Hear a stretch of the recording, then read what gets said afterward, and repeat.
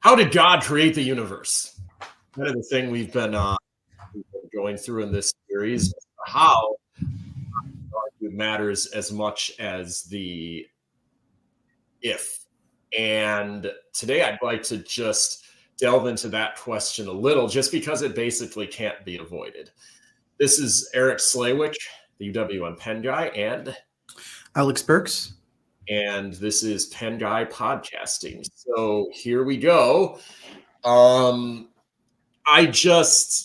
think, and we'll hopefully in the next episode get more into the application of apologetics in the current generation. We've been heading there for a while without meaning to, but today I wanted to at least detour long enough into the means by which God created to cover the subject, because there's a lot of disagreement amongst Christians about how this might have happened, even an entire spectrum, although I think we are kind of representative of the two most common positions.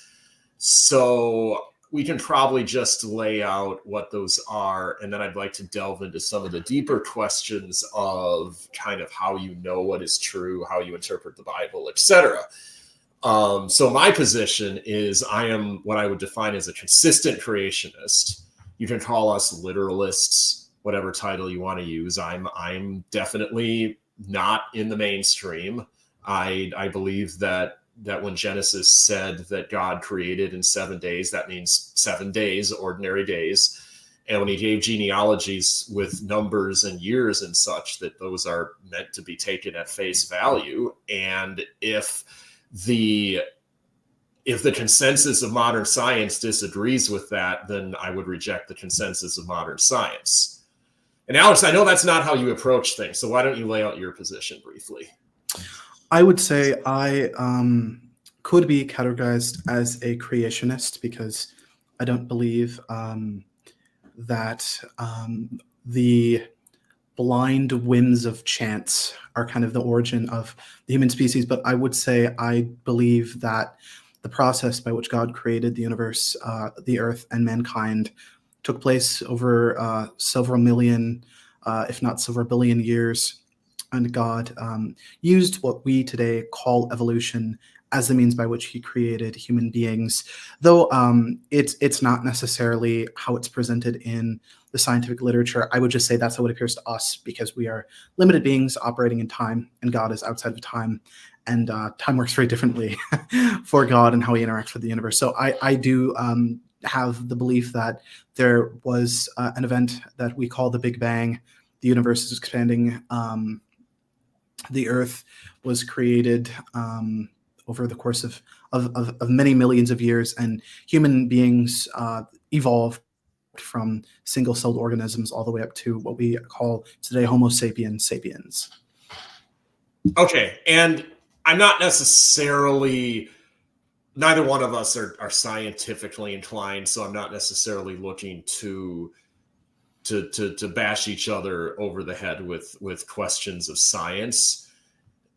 It may get into a little of the question of scriptural authority, but mostly I think this is a good opportunity to lay out a difference we presented at the beginning of this series between the presuppositional and evidentialist or natural reason approaches to the question of God's existence. Because so far we've basically talked about with the classical arguments for God's existence or theistic proofs, we both basically agreed on that. And even though one could argue that those proofs almost by definition are more evidentialist in orientation, what would you say they were ish?